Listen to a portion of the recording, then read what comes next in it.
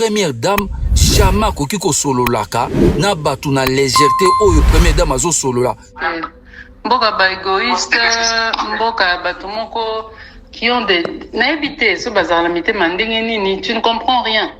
À titre d'exemple, le cas il y a 2 jours, mon konzazo et bisanga ke basa ki réunion mon conseil de sécurité, ils étaient à 8. Il sait qui était là. Non, pas 8, ils étaient je pense à une dizaine. Alors vu que à comprendre dès le lendemain, bah c'est preuve que ma solongue est de l'autre côté. Maintenant dis-moi, nakatiwana qui peut être vraiment insensé, abimsara masola délicat boyamboka, aucun obétali solo, c'est quoi ton but? C'est quoi? Katsaka na malembe kende kuna? Donc c'est ça, notre vie, on est, en fait, je pense que mon cosipa Saza, il sait même plus à qui faire confiance. Il sait plus. Mais je crois que le chef, là où il est, il va faire confiance à qui que ce soit, il va faire confiance à lui-même. Mais Papa Delphin, comment veux-tu travailler seul? Il faut pas oublier une chose. Non. Félix, il est plus politique que militaire. Ça, il faut pas l'oublier. Il est Ayaki n'a pouvoir en tant que politicien, mais il comptait sur l'armée. Parce que l'éducation, il y a eu, on a poto, auto, et puis on a mabutu. Donc, ce qu'on bunda, pone écolo. Aux autres, on n'a pas d'individualité. Mais cette mentalité-là est entrée dans notre pays, ça fait quelques années. Et comment que non, on travaille pour les individus, à tel point que ceux qui ont yé, n'est pas une entreprise, au côté, nommé au DG, toi, qui n'a pas comme Kobundisayo. En fait, ils sont pas là pour l'avancement des choses. Tout le monde tire la couverture côté naïe. Azon tire les bâtons dans le roue. Tant que Atabobimisi ba million, tant que yo échoué, c'est ce qui compte. Ils ne regardent pas na perte et salemi namboka. C'est ce qui est grave. Donc, monter surtout en opposition, Azon espérer kaka o échoué. Malgré qu'il y a investir ba million dans l'armée ou dans je ne sais quoi, mais a échoué car on a raison. Mais c'est le pays qui recule tous les jours, tous régressé. Où est-ce qu'on va aller? Oh, nous sommes et un résultat qui na peuple, na pays, na bateau bazo kamba, baza bato kokufa. Biso peuple tous en a pouvoir ya koloba stop. Denis sort ici, vient nous demander pardon. Tous en a pouvoir en gros parce que biso mto futa bango. Régime oyo, bazo ki ta ya ko se préparer te pour bakoma na pouvoir. Bato baye ko laksa biso différence ezande bango. Bato ba laksa biso toutes les couleurs ya buzoba de komona ngo na régime oyo bandeko. Posons-nous la question. Pourquoi ba régime nyos passé buzoba o ezala kité kaka ezana buzoba o. Obi sala nga passe na bato ba défendre. Je ne sais pas si on parle de la même chose. Donc moi je comprends pas en fait d'être surpris et puis de se plaindre. Tu te plains. Mais effectivement, même ta propre femme peut te trahir. C'est ça la politique, hein. Mais bien sûr. On peut utiliser ta propre femme pour t'atteindre, hein. Il faut faire très très attention. Et lorsque tu as une femme comme ça qui manque de sagesse, c'est très dangereux même pour Félix et pour l'image du Congo. Vous voyez Calypso. Donc moi je pense que c'est pas le problème de la personne qui est enregistrée parce que le monde c'est la jungle. Le monde extérieur c'est la jungle. Eux doivent se protéger. Vous voyez? Donc moi je pense qu'il y a un vrai problème de sécurité au niveau des conversations, au niveau des sorties médiatiques du président dernièrement lorsque il parle qu'on doit prier pour la RDC, nanana, Jésus, je sais pas quoi, or que c'est un pays laïque. Il y a pas mal de choses où il y a un problème de communication et il faudrait qu'on puisse se le dire. Voilà, c'est ce que je voulais rajouter. Merci. Ok, merci Madame Persilima. Madame Marinda, je sais pas pourquoi je m'appelle Miranda. Oui, Madame Marinda. Bonjour à tous, bonjour à toutes les personnes qui sont sur le panel. Moi, je suis sidérée et je ne comprends pas les personnes qui arrivent encore à trouver des excuses par rapport à ce que la première dame a fait. C'est inexcusable. Comment on peut parler avec autre... J'ai l'impression qu'ils n'ont pas conscience, en fait, de leur rôle, en fait, des fonctions qu'ils occupent. J'ai l'impression qu'ils ne sont pas dans la réalité. Elle n'est plus dans sa vie quotidienne, là, quand elle était, je sais pas, aide-soignante, quoi. C'est une fonction, elle est première dame. Non, juste pour préciser, il n'y a pas de fonction première dame. Elle est la première dame, mais elle n'a pas prêté serment auprès du peuple congolais ou qui que ce soit. Hein. Juste sur ce point. Juste pour Pardon? Elle a un rôle à jouer autant que première dame, mais elle n'a pas de fonction définie ni par la Constitution. Oui, elle n'a pas de fonction définie, mais rien. Vous Vous imaginez être la compagne ou la femme du président de la République, ce que ça représente? On n'agit pas avec autant de légèreté. Je suis désolée, à un moment donné, il faut savoir ce qu'on est. Elle n'est plus Madame Tout-le-Monde. Elle est la femme du président de la République d'un grand pays comme la République démocratique du Congo. Vous imaginez les audios de Brigitte Macron ou de la femme de Trump sortir comme ça? Non, c'est pas possible. Ce n'est pas possible. Je pense qu'à un moment donné, il faudrait qu'ils prennent conscience que ce ne sont plus des gens, une personne lambda. Elle a certes des copines, mais il faudrait savoir que la fonction qu'elle a, elle doit être prudente par rapport à ce qu'elle dit, avec qui elle converse. Il ne faut pas, parce que quand on l'entend parler, elle parle avec autant de légèreté, mais ce n'est pas possible. Elle ne fait pas attention. Elle dit tout et n'importe quoi. Comme on dit, la République est dans la rue, parce que ça, c'est un comportement des gens, aucune éthique, il n'y a rien. Et ça, c'est un fléau, et ça, c'est dangereux pour un si grand pays comme la République démocratique du Congo. Quel que soit, elle doit avoir des conseillers. Il doit avoir un service de sécurité. Et le monsieur qui dit, oui, s'il a eu un appel à 2h du matin, toi, tu es une femme mariée, tu vas avoir un appel à 2h du matin, pourquoi d'abord? Faut pas justifier des choses qui ne sont pas justifiables. À un moment donné, il faut prendre conscience de ce qu'on est. À un moment, à entendre ces audios, on sera la risée de tout le monde. Mais même à 2h du matin, Miranda, même à 2h du matin, le service de sécurité doit fonctionner. Aux États-Unis, peu importe, ils se relayent. Il n'y a pas des heures qu'on protège le pays et puis des heures on ne protège pas le pays. C'est 24 heures sur 24. En même temps, on ne refuse pas. Hein. Elle est humaine, elle a besoin de parler, mais il faut mettre des garde-fous, sachant que là, je suis la femme d'un président de la République, je ne peux pas m'exprimer à tort et à travers, n'importe comment, à n'importe quelle heure. Il y a des choses que je dois dire et des choses que je ne dois pas dire. Je tiens à confirmer effectivement le fait d'enregistrer quelqu'un à son insu, ça peut être un délit. Mais là, je dirais, ce n'est pas la faute de la personne qui l'a enregistré, c'est l'imprudence et l'inconscience de la personne. Quand même. Ouais. Quand tu sais que tu es condamné. Et lorsqu'on condamne c'est le contenu de l'audio, il faut aussi condamner le contenu de la personne qui a enregistré. Ça peut être effectivement. J'ai bien précisé que c'est un délit. Normalement, tu ne peux pas le faire. J'ai bien précisé que c'est un délit. Mais c'est qui doit être le plus prudent dans cette histoire? C'est la première dame. Par rapport à ce que tu dis, avec qui tu parles au téléphone, quels sont les propos que tu peux tenir? Parler avec de réserve. Quand tu l'entends, elle parle avec autant de désinvolture, on a l'impression que c'est une conversation de copine. Non, tu n'es plus copine, hein. Tu es la première dame. Faut faire attention à ce qui sort de ta bouche, parce que tu sais que tout ce qui peut sortir de ma bouche peut avoir un impact positif ou négatif. Donc, il faut savoir, toute proportion gardée, se limiter à l'essentiel et éviter d'être accessible comme ça aussi facilement. Ce n'est pas normal. Que ce soit les services de sécurité sont défaillants, l'entourage est défaillant, il n'y a rien qui va à l'image du pays. Voilà tout ce que j'avais à dire. Ok. Merci, Madame Marinda. Monsieur Michaud Landou. Bonjour à tous. Je préfère que de parler à Lingala parce que c'est le problème du pays. Problème exact, papa. Ok. Nala ningina lo baboué. En tout cas, namoni ba audio o ngala yoki. Namoni place ya mabete.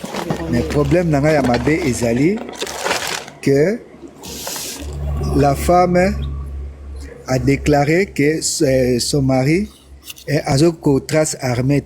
Oui, tout le monde. Tolobaka yango ke non armée na biso eza corrompu. Yé pas za mutu. Aza na ba sentiment nyonso ya batu. Donc soka lobby eza mabe c'était ce qui mutabimisi ba audio. Akanisi ke abimisi yango dans le mal. Merci. Akanisi ke abimisi yango. Merci ici. Oui, akanisi ke abimisi yango dans le mal. Mais pour moi, ba audio ezali ke non et sensibiliser peuple ke non armée la biso pe donc président pas trasaka armée te peuple nyonso pe déjà te trasaka armée te toyebi ke armée ana eza infiltré. Mais mabe moko on a moni que service ya renseignement ya Congo pour bozo comparer on a Brigitte Macron na ba to États-Unis kuna non service na biso nde eza mabe ba téléphone nyonso présidentiel te o nyonso ya présidence na ya bana na ya mama ya papa ezalaka tous les appels doivent être contrôlés par un service de renseignement. Donc bappel na bango nyonso heure ezalaka te pays ezalaka dirigé 24 heures sur 24 heures. Babengo na 5 heures, babengo na 2 heures, babengo na 0 heure. Pays ezalaka dirigé 24 heures sur 24 heures. Donc azana torte tort ezali que non, il faut que condamner service ya renseignement na biso. Eza yete yazana ba sentiment na ye. Oyo batu nyonso baloba. Oui, non, elle est en tort aussi, monsieur. Elle doit se contrôler, hein. Maman, Excusez. Pour vous, monsieur Michaud, madame, la première dame n'a pas tort effectivement dans tout, parce que le service de renseignement, justement, n'a pas fait son travail. Oui, service à renseignement. Oui, il faut être contrôlé. Même les téléphones, il y a président de la République, même les téléphones, même des enfants de président, même il y a maman, il y a président, même il y a moitié, il y a président. Il faut les contrôler, appel entrée, appel sortant, nyonso, donc, avec les cas. Donc, il faut, la benga qui basolo la qui boue. Donc, information et koki ko la fuité, na ba pays développé et za bongo. Yango to ka ke bareni ne bimagate. Non, papa, motion. Zelana la service à renseignement. Motion bino qui fanatisme. Zelana si ça service à renseignement. Excusez. Comment ça se passe à renseignement? Même aux États-Unis, ça se passe comme ça. Zelana Silissa. Service Zelana Silissa, messieurs. Qui fanatisme les gagabinoté. Oh, nyonso ezali ke po. Donc, bolingi qui fanatisme, oh, kingandi boye, po mutu nyonso bakotia na Congo, akotombe na même citation parce que mboka eza déjà, donc, eza déjà mabe. Olive Lembe, Madame, tikangana lo balide nanga. Nalobi ke, tozala ba service coopéraka na ba société ya communication. Donc réseau na bango, il faut ezala relier na service, ya communication, il faut ezala relier directement na service ya contrôle ya ANR. Ezala ka bongo partout. Soko yebite ezala ka bongo donc ANR malembe yonde za sani. Nalobi service même quand c'est des choses sérieuses, vous voulez pas analyser. Le président l'écoute. S'il vous plaît, Big Daddy. Nalobi Monsieur Michaud. Nalobi Monsieur Michaud, Boyokana. Attendez, on va laisser chuter comme ça. Après, si quelqu'un veut contredire, il n'y a pas de musique aussi. Merci Zorou, boss. Merci. Merci. Tikana Silisate. Merci Zorou. Merci.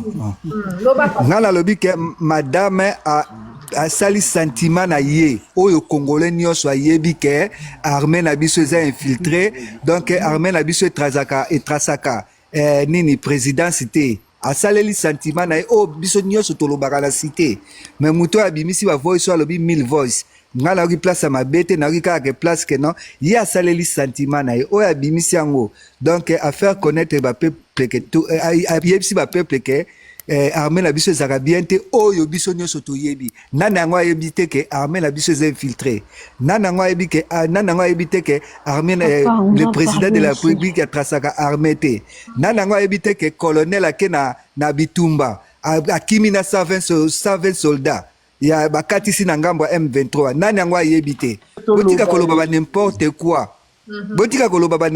quoi pour ba preuve ezomona na makamnyo ezomona nani yango ayebi te ke colonel ake na guerre akatisi na ngambu na 120 soldats nani yango ayebi te ya saleli sentiment na ye oyo biso nyonso toyebi po bolingi bolatisa ye nini nga alinga Félix te nalinga Fayulu te nalinga Kabila te nalinga bango nyonso te mais oyo asaleli sentiment na ye Calypso, parce que il y a des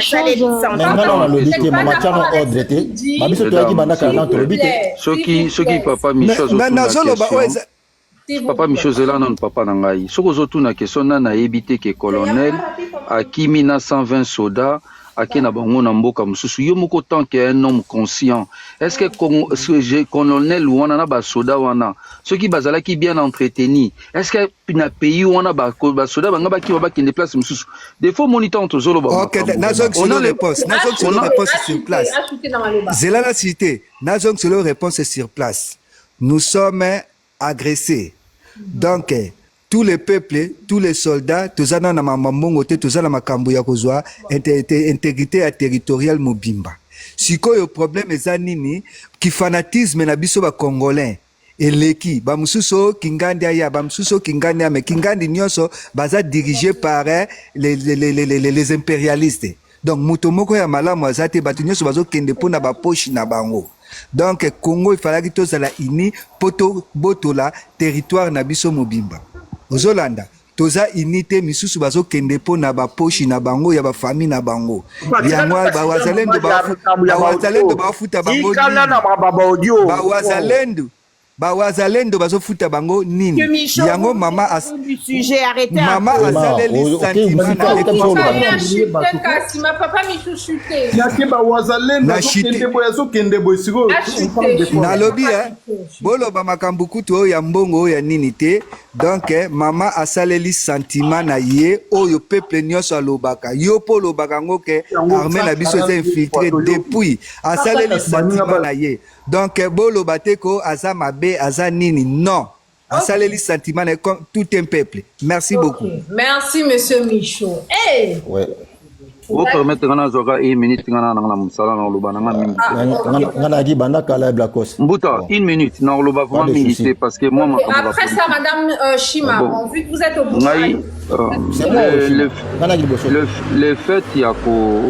le fait ya komona ba action oyo tomoni na makamba ba audio ça prouve que nandingi toyoka par exemple ba Koffi Olomide ba loba que pays na biso za na guerre te sa voix pardon. OK. Oui, là c'est bon. Dans le Biboye, parce que je suis en train de conduire la télé, mais vite fait.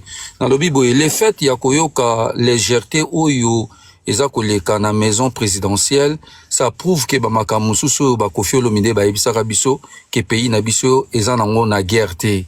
Tala niveau oyo ya légèreté, ya insécurité ti kokota na maison présidentielle. Moi si oyo a publié ba audio oyo abutay ko matana live moko a lobby ye azali na relation moko étroite na Denis Nyakero ye moko Denis Nyakero pe enregistre kabatu ye moko mama wana parce que ba enregistrement zebele c'est ça le problème ya biso ba congolais tant où il y a un souci on a l'impression comme si ezana ba congolais mususu baza ba congolais ya solo ezana ba congolais mususu ba kanisi ba congolais bazo kanisa baza ba congolais ya solo ke baza ba chinois ba ya ko apprendre batu soko kei na ba mboka nyonso première dame jamais koki ko sololaka na batu na légèreté oyo première dame azo solola t'as l'impression que les a deux copines baza na CO deux copines baza na bango na première primaire deux copines baza na bango babenga ba Karine na tanga kala baza ko solola makambu ya légèreté en plus aza ko loba bien que mubali na ngai azalaki na réunion makambe bimi aza ko donc tu vois que notre pays ezali na problème o eza très sérieux na kati ya pays oyo et résultat wana e bandi na se yango komiti na likolo o nyonso tozomona eza résultat ke na peuple na pays na bato bazokamba baza bato kokufa biso tolanda bino na se totala ndenge ezokende mais boyeba yango kaka nyonso ne bino mobolobaka ezalaka volonté ya Dieu na bino donc bolela te merci. OK merci bon moi aussi je dois parler. J'espère bien je suis avec toi aussi ma chérie. De parler. Tout d'abord je vous dis bonsoir. Bonsoir. En fait ma chérie la silicité c'est juste en fait makamnazo j'ai l'impression de dire tu vas réaliser que Congo est à puissance nga linga tellement boka nanga na mona ngo ezaka puissance même si bato mona que oui puissance ngo eza na l'autre côté puissance ngo eza na mbongo te tout ça ba pauvre moi en étant congolaise je sais que mboka nanga ezaka puissance ba audio oyo toyoki c'est vrai que ndongo lobi oui c'est normal azaka même mutunda enregistré azama B Yaya, parce que yo, soit qu'occasion, on était au sur la première dame, par leur enregistré. Blague à part, tout ça, non, bah, blague à part. Nga sur une occasion, car à Sikoyo, na sola, na moi la naïe, non, enregistrant. Pour la sabatuke, na solo la na moi la naïe. Au moins de temps, na biso, va congolais te forcena. Ils arabongo. Mais, soko komi na niveau oyo, oyebike, mobile na yo a simbi population. Congo ils aramukete ya bajete, Congo ils aramunene. Okomi na niveau que oyebike mobile na simbi population mobimba ya Congo. Il y a des moments il faut savoir comment il y a ko fonctionner na ba camarade no parce que moni ba camarade no ba bundi wana ekiri na bango akala.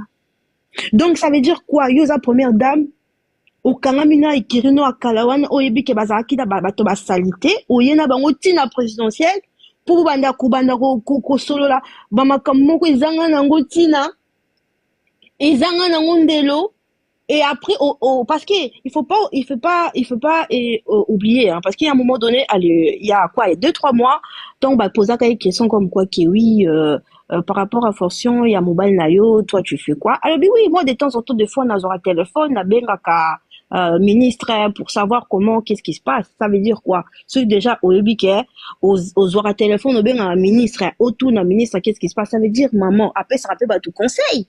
N'est-ce pas, Yaya? Parce que toi, c'est toi qui disais que non, il faut t'osoyer dans l'andingemo yamawa. Mais ce cas aura d'un téléphone à bien un premier ministre, il sait que non, regarde, ça c'est pas bien, ça c'est bien. Ça veut dire, azam, maman, mon robot épée, après, ça rabat tout conseil. Kongo amora mukete amora munene. Donc tout tika kokozwa mamamusu na ba blague to bando ya obeta masolo ndeti comme si ça c'est rien et tout. Ah là franchement, si on continue à parler, on continue à s'exprimer en français, to kozala ridiculiser comme pas possible. Comme pas possible. Que vous le voulez ou pas. To zala ridiculiser battle bosso ba récupérer biso et ça bah ivoirien après ton côté pas camerounais après ton côté ti ba français ba tu la télévision na yo ndeza be ba audio e kotambola nango donc ti ton côté la télévision ndala susu langa secret mama batu nyos mama oyo kalingala c'était parce que batu ba ofinga nga zoba du tu vois c'est ça congolais ba commentaire te mama shima kota c'est juste que tout fongola miso parce que je suis quand même parmi à jeune auto bunda na Belgique. Parmi à jeune auto combattante. Oui, je suis parmi à jeune auto bunda na Belgique to lingaka ke to cha fati. Tu vois? Ce n'est pas pour rien. Ma mère elle m'a réveillé le matin, viens ma chérie, on va aller. Parce que quoi? Parce que tozaki na posa ke fati à kota. Alors pourquoi maintenant nous sommes là en train de réfléchir comme des gens comme si Congo est l'autre côté, non c'est rien, ça va, non, quand tosala na poto, ce va foutu biso bien te, tokenda télémain. Alors pourquoi pas pour notre pays, on doit commencer à dire stop. Na makambo c'est pas bisoté. Peuple tozara na pouvoir, il faut pas oublier ça. Pourquoi ba chef na biso bazo longola biso na esprit que biso peuple tozara na pouvoir. Biso peuple tozara na pouvoir ya koloba stop. Denis sort ici vient nous demander pardon. Tozara na pouvoir ango parce que biso mto futaka bango. Merci pour na lembi pour na ngena kota na mama be. Olingaki o mata makasi na sentir ango penza. Heureusement que osali yo moko stop. OK. Monsieur Cogito, à vous la parole. Oui, merci vraiment parce que j'ai eu quand même le temps de patienter. Bandekobo déranger ngate na olobananga muke et après na kiti. So ina tout tapé bordir et tali mutute. Bandeko nanga premièrement photo yeba ke régime oyo bazwa ki temps ya ko se préparer te pour bakoma na pouvoir. Bato baye ko laksa biso différence ya sexe ya fourmi ezande bango. Poto yeba ki te fourmi azaka mwasi, fourmi azaka mbal mais bato balaksi biso toutes les couleurs ya buzoba. Te ko mona ngo na régime oyo bandeko. Posons-nous la question. Pourquoi ba régime nyos passé buzoba o ezalaki te kaka ezana buzoba o. Obi sala nga passe na bato ba défendre. Même le quoi défendre tendeko au mati pour te défendre. Est-ce que l'on défendre yango yo mona vraiment même na Brazzaville kako eza à côté de nous là. Na ba bêtise ele kaka ndenge zo le kana régime oyo ndeko. Siko soki to lobby to koki ko lobati donc bino boya bo mata bo contredire. Même biloko contredire tendeko niveau to ko mata na oti tikana no tana se Hollanda. Bandeko bino peut-être bo monika audio oyo. Ngana na audio mususu boyo ki ba scandale na audio wana ko salanate. Donc cette femme vraiment donc azana ye wana pona ba bêtise pona bizoba. Papa bino tu bozo ya kanape non maman na privé na otindro bodio musuna nango yo moko omoni elle travaille avec ben influenceuse awa oyo ba finga ke afingela ka bango batu ba odu ezali nenga zo tinda batu ba odu ezali mama yo mona première dame nini tina niveau ya buzoba wana moni bato ba défendre peut-être bo mona ka audio oyo bo la ba audio mususu boyi comme un scandale mama nanga nano to mona makambo oyo sala mate obi même ba Karine Mokonzi ati omona ka bazo potana bazo finga eza ye azana batu na ye lokola ba Karine Mokonzi ba bisu ba ali ba audio ezali atinda ka bango ba fingela bango bato ba finga est-ce que première dame penza même Olive to mona ka ba buzoba wana ser o auto leka liboso nanga mais biso nyonso tobundaki pona komba oyo papa nanga mama tobundaki pona komba oyo biso nyonso tobunda na Félix awa soi-disant mwana poto est-ce que mwana poto oyebi ya black apper betidi ya importante na vie ya mutu ne omona wapenza parce que façon oyo penza bazotambusa Congo omona penza ils ont rien appris na vie na bango oyo kapena donc cerveau penza ko oyo ka di bungu tulu. Comment yo zana mwasi na yo ou soit mwasi yo zana mobali na yo ba secret oza ba secret ya république okoko beta yango na bato moko boy après mutu mwa zoro ba o anere zaki wape ba sali musana bango te ndeko nanga donc anere eko bana yo contrôler biso toza libanda tango yazo beta ba bêtise na ye biso moyen to enregistrer ate pour sécurité ko kanga ko enregistrement na biso. Oui, mais le téléphone de la première dame doit être sécurisé quand même. Mais et qu'on la sécuriser, mais et qu'on la sécuriser, t'es pour biso to enregistrer. C'est ça le problème. So il y a dans les poids la linga ko loba pamba linga ko sala ba bêtise na ye. Siko et ko sécuriser siko banane. Biso to enregistrer te. Pour so linga enregistrer ko simbate. Mais toujours baneli kamuni to loba.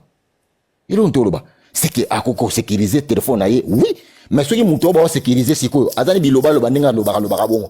Parce que ça makambo belé. Ezana makama mibali ya ozwaka tout eze belé même ba pasteur mususu abimi wana wa uta kufela mwasi oyo uta kufela mwasi oyo uta kosala matako na sugi wapi oyo pasteur oyo abima quand même eba odieu ezali tant de choses eza penza donc oyo ka soni penza ya république na ko sabino te kozala congolais na comprendre ka tingamo na lobaka mukolo to kende lola soki bino to kozala na bino na lola bola na question na ko poser Jésus Nzambe na kotuna ye soki congolais azake kolo soki diable azake koloni nzamba ko ebisa anga aza congolais parce que makamuto mona na Congo penza nulle part ailleurs ni na lobananga mingi te parce que na ko déborder na ko beta bilo muso awa ezala mystique na kat na aka awa pona ebisa bino bandeko boye batu oyo bayaki pona ko s'enrichir na bango bayaki na bango pona ko sauver bino te soki bino ko cancelo ba nango blacos awa kaka nzambe kasi banda ko sambela kasi nzamba sauver Congo te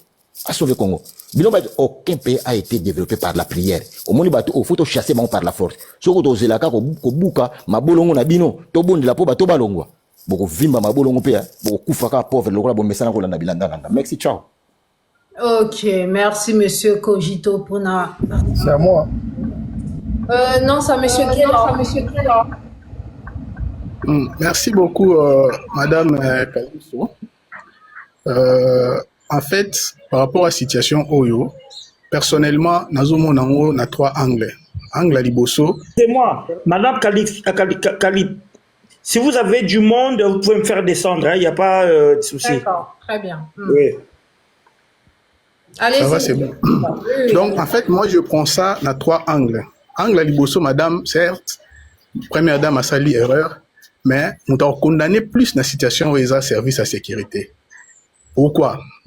Et là, il faut que qu'on s'est préparé pour comme président de la République, généralement, ça s'est fait dans un pays développé parce que Bazara a déjà une idée, a la projection en haut, sénateur, tout ça.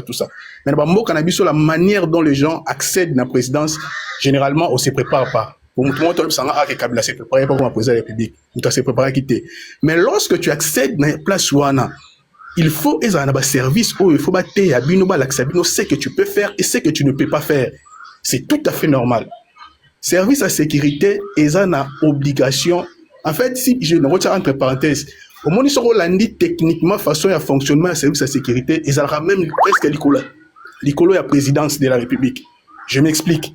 Parce qu'il y a des choses où le service à sécurité est interdit, même chef de l'État est mort à ça la montée. Parce que les services, par exemple, la continuité et administration, ils ont l'idée claire sur la République, comment est-ce que la République fait fonctionner. C'est à eux d'orienter comment Première Dame a communiqué, qu'est-ce qu'elle peut dire et qu'est-ce qu'elle ne peut pas dire. Tout nous communiquer à la Première Dame, il faut la encadrer, la gérer. Vous pensez que M. Guélor, le travail n'a pas été fait par le service? Exactement, je peux vous prouver pourquoi. Ce n'est pas la première fois. Est-ce que vous avez les solo ya bateau ba vandara ton chef de l'État continue bureau naï ba master naï vous avez les solo na bango vous avez pas sur les solo na ba sala bango ni tala ba bêtise oyo Nicolas Kazada uta ko lobana comme chef de l'État là so vous avez interview moi autour ça la dernièrement boy wa betari les solo ba pesa marché ya munene ya arena na ceux qui nino na turc wana. Ce sont des choses qui ne peuvent pas se dire à la télé.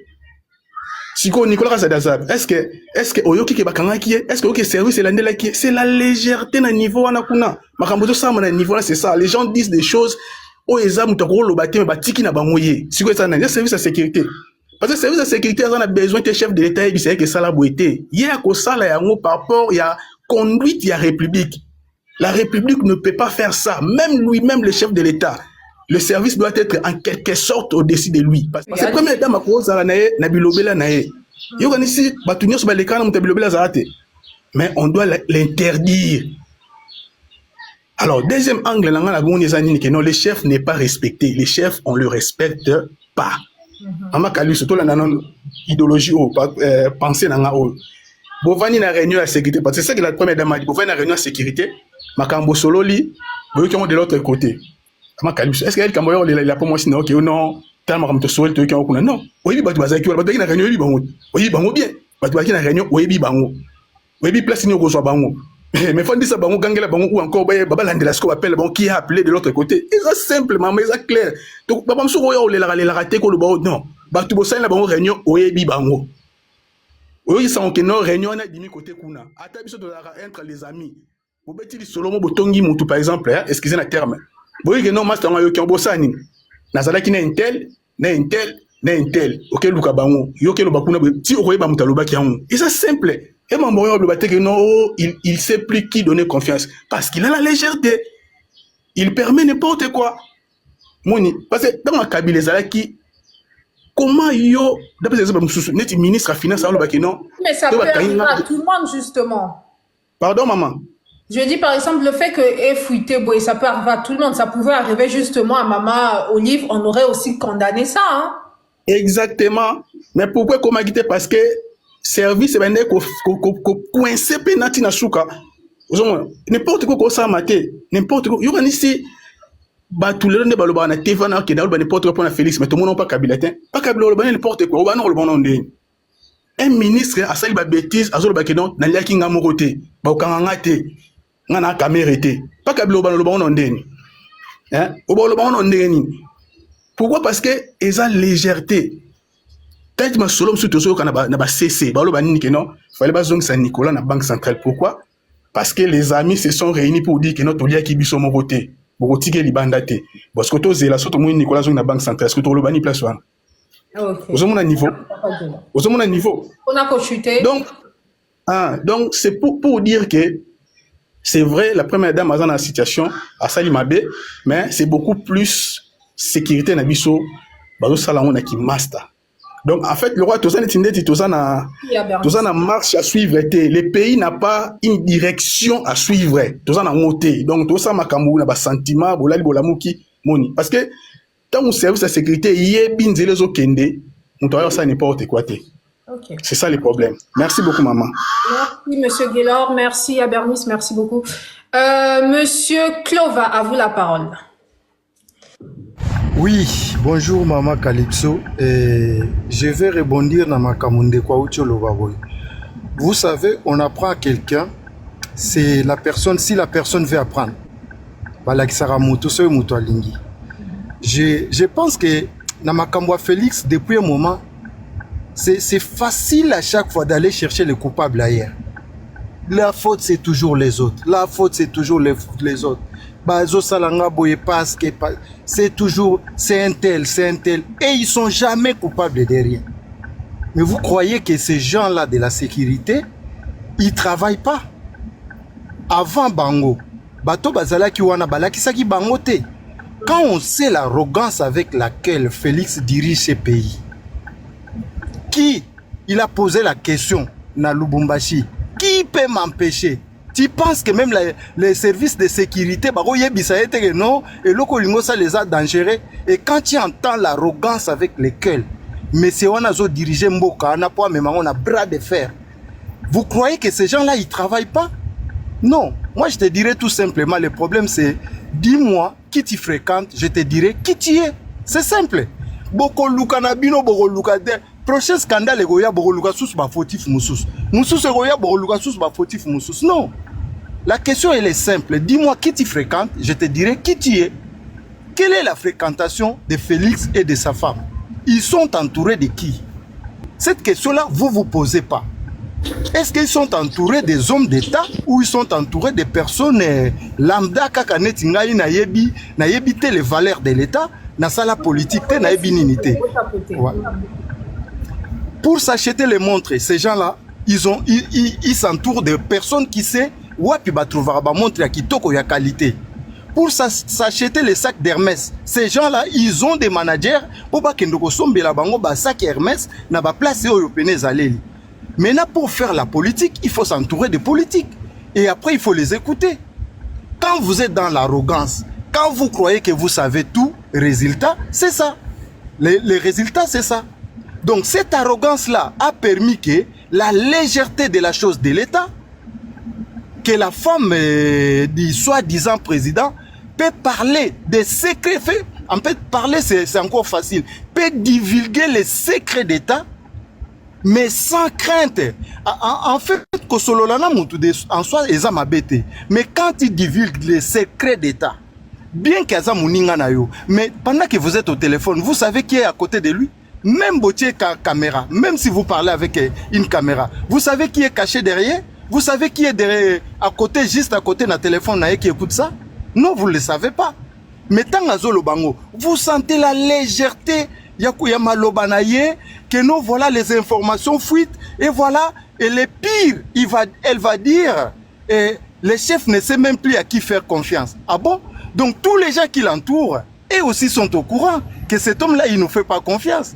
Aujourd'hui, si vous cherchez l'opposition, Maman Calypso, vous voyez où est l'opposition? L'opposition, c'est même là-bas, là. Nakatia Union Sacrée na Bango Kunande, c'est là où il y a l'opposition par rapport aux informations que nous donne Nyakeru. Vous voyez? Donc, moi, j'ai dit que aujourd'hui, Kolongola Batouana, non, les services de l'État ne fonctionnent pas. Mais est-ce qu'ils sont prêts à écouter ces gens-là qui Bato Bayebi Makamuyango, qui vont vous dire que non, ils sont prêts à accepter ça? Non, moi je vous dirais la réponse est non. Et ils vont faire encore pire que ça. Allons-y, ce n'est que les débits, allons-y.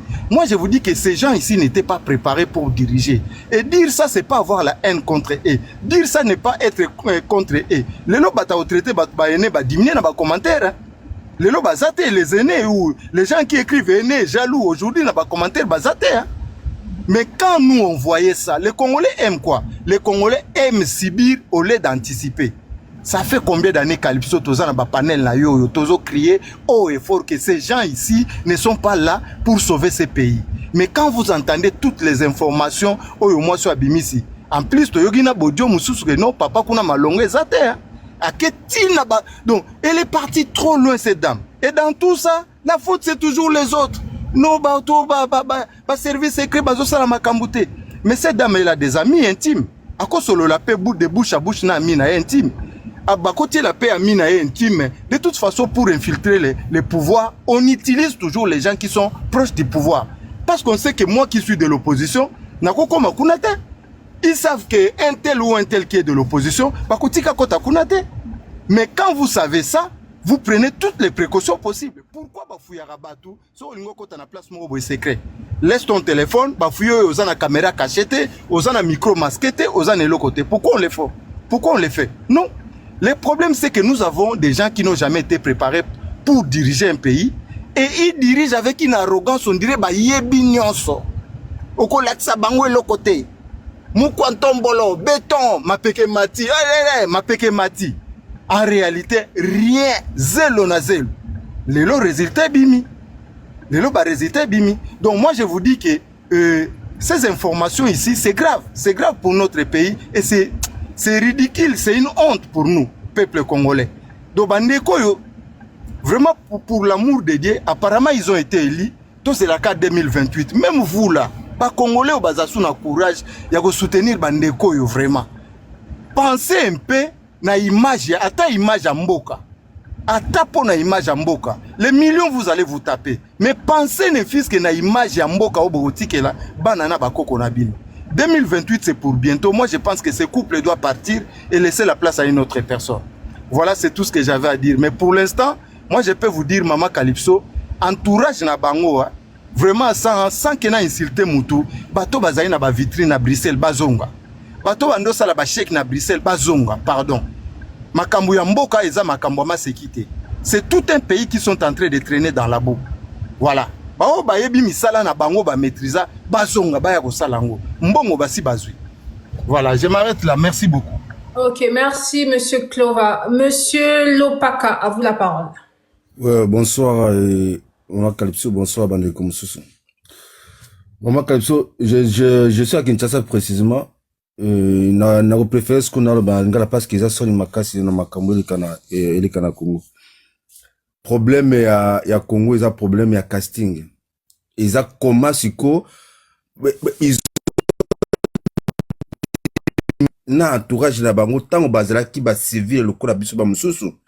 Na ndenge ba komi siko na responsabilité ce qu'il y a konza plus de 100 millions ya ba congolais na étendue ya Congo au toza nangwana. C'est ça d'abord le problème, désordre au ya Congo et vous dites ce qu'on place wana.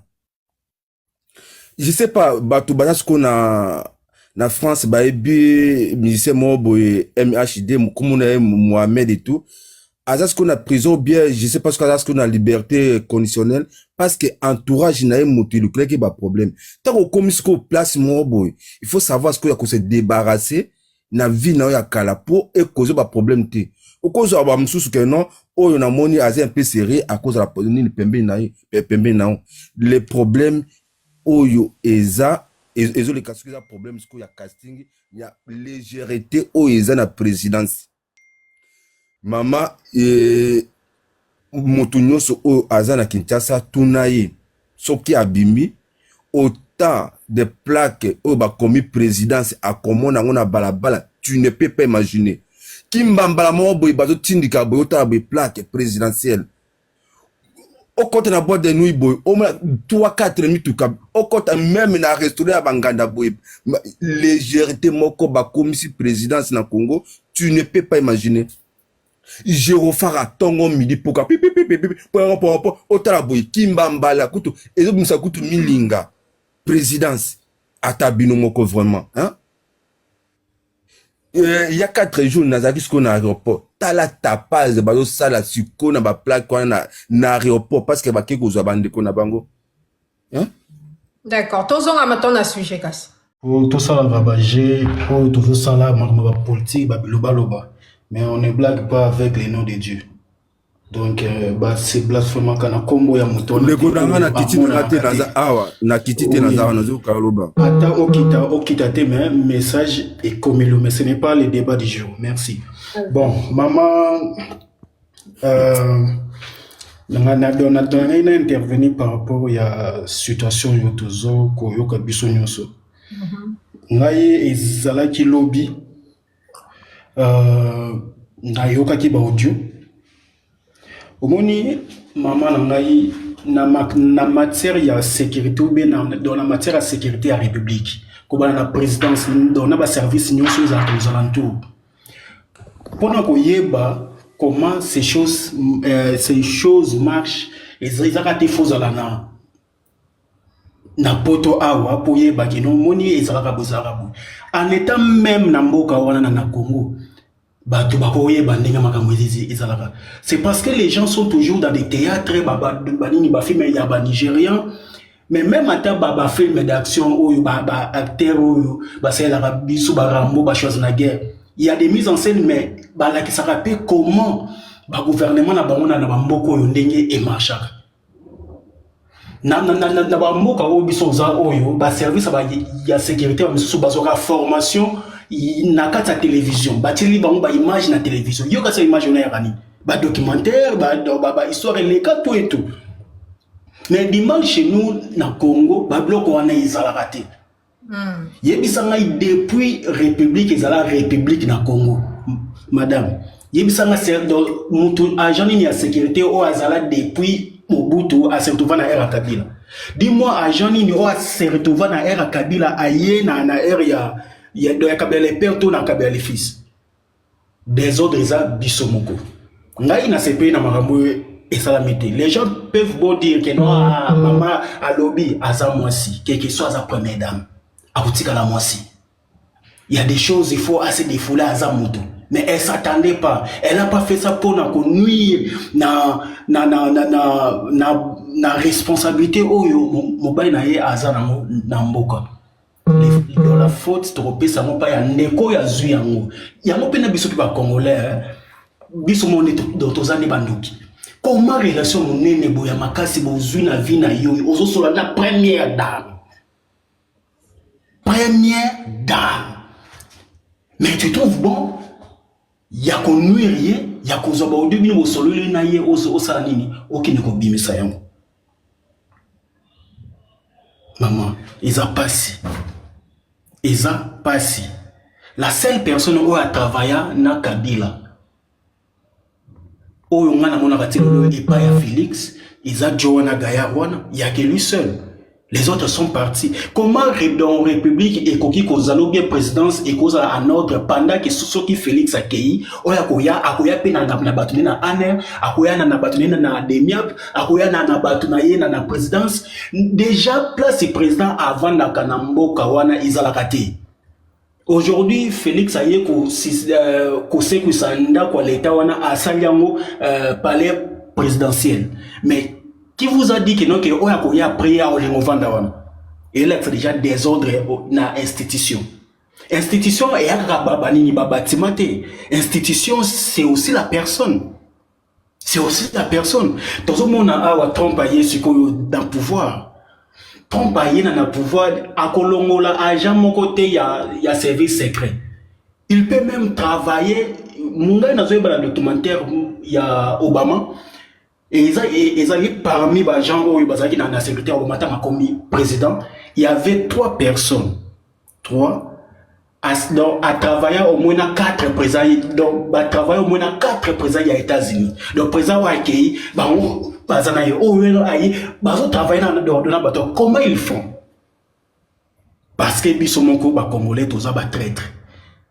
Yo maman au ma présidence ya RDC mais soko ki yo po obanga te kaka o ba te oyo asala kinaye te oyo asala kinaye te na donc na changer ne place oyo institution na mboka wana izo vandati. Institution iza pourri. Institution iza ya ko beba. Sans formation. Il pouvait même avoir accès à la ligne, surtout il y a première dame, ces services-là. Il pouvait même écouter à ma première dame à Solara chaque jour au téléphone. Ils allaient droit na bango. Ils avaient des prérogatives na bango. Ils devaient le faire. Mais comment ça li a monté? Comment ma première dame ou bien au président Solara bien monté? Comment? Vous savez, quand les présidents occidentaux parlent, qu'est-ce que l'Union soit sécurisée? Oui, mais c'est pour ça sécurisé. Mais quand c'est sécurisé, il y a un nombre à Batumo Boué, ça quand même n'a accès. Pourquoi? Parce que ces gens-là sont censés accueillir par mon conseil soit à Zolo Banini. Et puis, ceux qui sont à aucune conversation, bien que homologue, n'a pas moi, mais au Congo, c'est cette manière de gérer dans la politique du président de la République, ça n'existe pas. Donc, pour nous condamner Nini Kassi, papa, juste pour te comprendre bien. Ngai nazali ko condamner ba service ou ezali na présidence. Ngai tam nazaka na Congo, c'est parce que na travail dans nazali professionnel à média, nazali cameraman monteur. Ils ont joué mon mère, non, oui. Donc, nous avons condamné service. Je suis en train de condamner les services. La sécurité, c'est une bonne volonté.